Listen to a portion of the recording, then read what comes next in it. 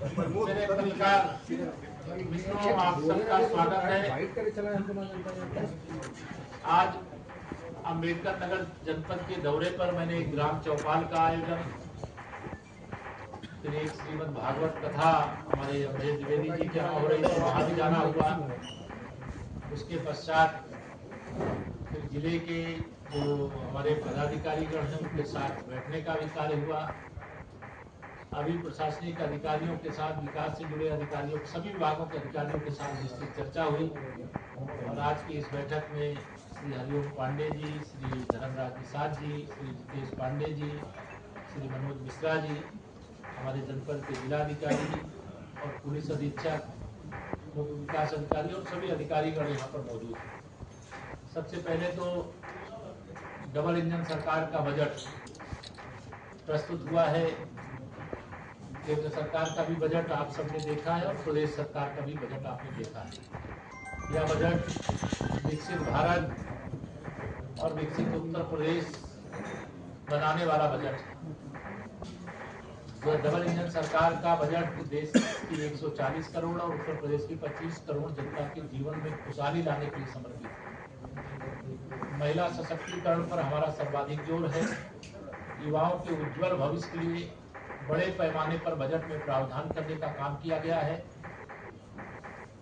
जो हमारा अन्नदाता किसान है उसकी आमदनी कैसे बढ़े, इस ओर सर्वाधिक फोकस किया गया है। जो गरीब आदमी है उसके अमीर बनने के रास्ते कैसे बने, उसके लिए सरकार ने अनेक प्रकार की योजनाओं को लाने का काम किया है। तो जो बजट है वह बहुत सर्वांगीण विकास वाला है। जनपद अम्बेडकर नगर में विकास की भी संभावना है और भाजपा की बहुत संभावना है। मैं ये मानता हूं कि 2022 में तो हम लोग यहाँ पर एक भी सीट नहीं जीत पाए थे, लेकिन 2027 के विधानसभा चुनाव में हम लोग यहाँ सभी 5 सीटों पे कमल खिलाएंगे, ऐसा हमारा विश्वास है। क्योंकि डबल इंजन सरकार के द्वारा विकास के इतने काम किए गए। 2014 और 2017 के पहले का अम्बेडकर नगर, 2014 और 17 के बाद का अम्बेडकर नगर, इसमें बड़ा अंतर है। उत्तर प्रदेश सरकार का जो बजट आया है वह भी ऐतिहासिक है। 9 लाख करोड़ से अधिक का बजट हमारा इस बार का प्रस्तुत। और अभी कल ही इस बात का ऐलान किया गया है कि जो हमारे बुजुर्ग हैं, जो हमारी विधवा माताएं बहनें हैं, जो हमारे दिव्यांग भाई बहन हैं, उन सबकी पेंशन में 500 रुपए की वृद्धि करने का ऐलान किया गया है। विकसित भारत जी राम जी अधिनियम का रूप ले चुका है। मनरेगा का अंत हो चुका है। मनरेगा के नाम पर बड़ा भ्रष्टाचार हुआ था। 12 लाख करोड़ खर्च करने के बाद भी गांव की सूरत नहीं बदली। गांव का जैसा विकास होना चाहिए तो वो विकास नहीं हुआ। और उस विकास को ध्यान में रख करके माननीय प्रधानमंत्री जी ने जो विकसित भारत जी राम जी अधिनियम लाने का काम किया, इससे अब स्मार्ट सिटी के तर्ज पर स्मार्ट विलेज भी बनेंगे और लोगों के जीवन में जो जरूरत है उसकी पूर्ति भी होगी। आज मैं जनपद की समीक्षा बैठक में कई विभागों का अलग अलग जो समीक्षा किया उसमें आवश्यक निर्देश दिया। मैं सूचना अधिकारी को जी जरूर कहूँगा कि वो ब्रीफ आपको जो प्रेस नोट है वो बना करके दे देंगे।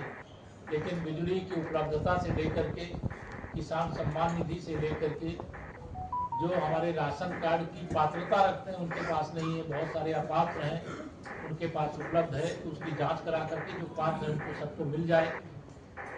जल जीवन मिशन के अंतर्गत हर घर नल से जल पहुंचाने की बहुत महत्वाकांक्षी विश्व की सबसे महत्वपूर्ण योजना है। गरीब, अमीर, अगड़ी जाति, पिछड़ी जाति, अनुसूचित जाति में बिना भेद किए सबको स्वच्छ और जल उपलब्ध कराने का सरकार की मंशा है। लेकिन पाइपलाइन डालने के दौरान जो गलियां कुछ तोड़ी गई, उनका जैसा सुधार होना चाहिए वो नहीं हुआ। उसके लिए जिन गाँव में कार्य पूरा हो गया है उनका व्यापक तौर पर निरीक्षण करके जो वहाँ पर जरूरत है उसकी पूर्ति करने का काम होगा। यहाँ कुछ ओवरबिलिंग की शिकायत बिजली विभाग की आई थी, उसके लिए निर्देश दिया कि स्पेशल कुछ केस निकाल लें। जहाँ लाइन लॉस है वहाँ छापेमारी की भी कार्रवाई करें, जहाँ अतिक्रमण है वहाँ हटाने का काम भी करें और यहाँ वेंडिंग जोन नए सिरे से बढ़िया से बनाने का काम करें। यह भी आज यहाँ पर निर्देश देने का काम हुआ है। जहाँ पत्थरगड़ी के लिए आदेश हुए हैं उसको समयबद्ध तरीके से पूरा कराने का काम कर दिया जाए। और यहाँ भी मैंने निर्देश दिया है कि भारतीय जनता पार्टी का कार्यकर्ता, चाहे वो बूथ अध्यक्ष हो, चाहे मंडल अध्यक्ष हो, चाहे जिला अध्यक्ष हो और चाहे अन्य कोई पदाधिकारी हो, उनके द्वारा भी अगर कोई समस्या किसी, चाहे जिलाधिकारी, पुलिस अधीक्षक, विकास अधिकारी से लेकर के विभाग की अधिकारियों को बताई जाए तो उनकी समस्याओं को सुनना है और जो समाधान करने लायक उसे समाधान भी करना है। हमारा कार्यकर्ता बहुत महत्वपूर्ण होता है, उसी के माध्यम से जनता के बीच में जाते हैं और कार्यकर्ताओं की हर हाल में सुनवाई होनी चाहिए। हमारे जनप्रतिनिधियों ने भी कुछ विषय उठाए हैं जिसके लिए निर्देश दिया गया है। अम्बेडकर नगर में पर्यटन की बहुत संभावना है, उस क्षेत्र में वृद्धि हो।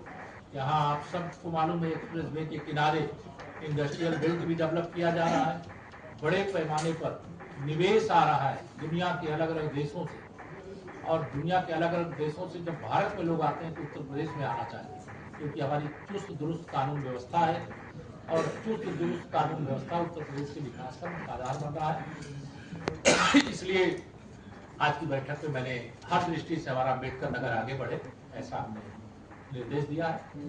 आपका कोई सवाल हो?